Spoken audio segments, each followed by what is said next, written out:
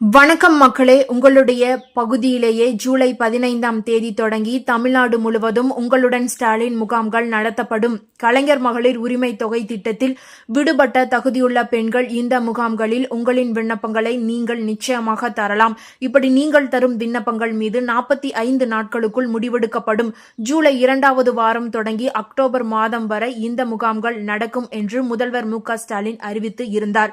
அதாவது ஏற்கனவே விண்ணப்பித்து கிடைக்காத ஆனால் தகுதியுள்ள பெண்கள் மற்றும் புதிதாக விண்ணப்பிப்பவர்கள் இம்முகாமில் பங்கேற்று விண்ணப்பிக்கலாம் என்று தெளிவுபடுத்தப்பட்டு உள்ளது.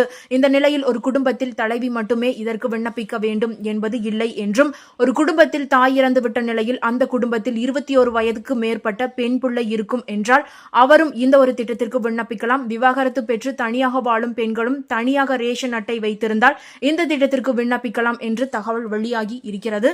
நன்றி.